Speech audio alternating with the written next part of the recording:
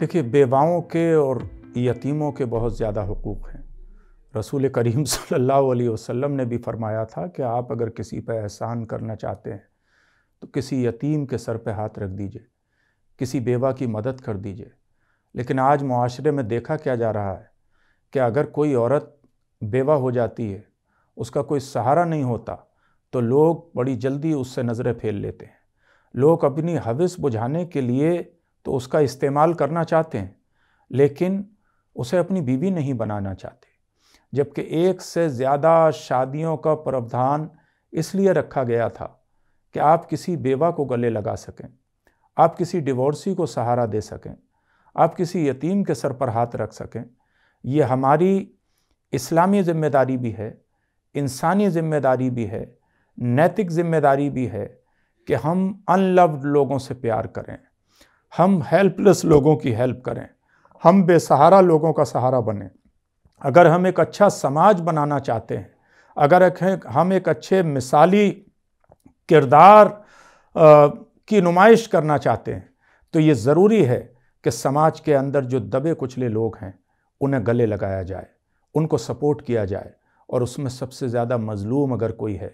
तो आज के समाज में कोई डिवोर्सी औरत, कोई वीडो औरत है जिसका कोई सहारा नहीं है, कोई यतीम बच्चा है जिसका कोई सहारा नहीं है। लिहाजा आप अपने बच्चों को अगर अच्छे स्कूल्स में पढ़ाते हैं तो कोशिश कीजिए कि उन्हीं अच्छे स्कूलों में किसी का यतीम बच्चा भी तालीम हासिल करे, इसलिए कि आपके तो नबी ही यतीम पैदा हुए थे जो पूरी दुनिया के लिए दुर्रे यतीम बन गए थे। इसलिए अगर हम यतीमों से प्यार नहीं करते हैं तो हम मुसलमान कहलाने के हकदार हैं या नहीं, ये हमें अपने अंदर गौर करना चाहिए। अगर हम बेवाओं को सहारा नहीं देते हैं, जबकि प्रॉफिट ऑफ इस्लाम ने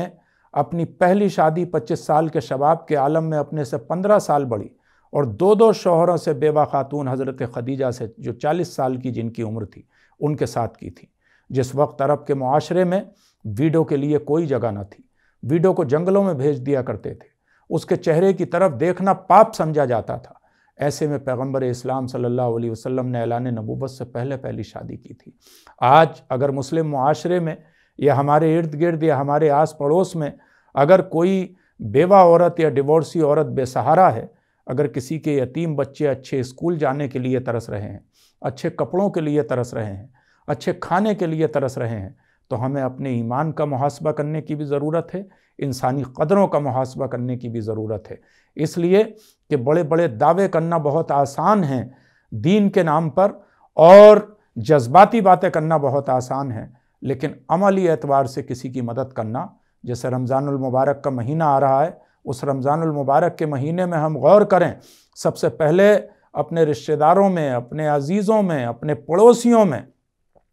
और अपने पड़ोसियों के साथ देखें कि कहीं भी यतीम, बेवा, इस तरह के लोग जो हेल्पलेस लोग हैं, जो कमज़ोर लोग हैं, अपनी चैरिटी के ज़रिए, अपनी ज़कात के ज़रिए, अपनी दूसरी इमदाद के ज़रिए उनकी ज़िंदगी को खुशहाल बनाने की कोशिश करें। मैं समझता हूँ तभी हम एक मिसाली मुआशरा भी बना सकते हैं, मिसाली इंसान भी बन सकते हैं, मिसाली मुसलमान भी बन सकते हैं और मिसाली हिंदुस्तानी भी बन सकते हैं। इसलिए कि इंसानियत से मोहब्बत करना ही हिंदुस्तानियत है, इंसानियत से मोहब्बत करना ही इंसानियत है, इंसानियत से मोहब्बत करना ही ईमानियत है। मुझे उम्मीद है कि आने वाले वक्तों में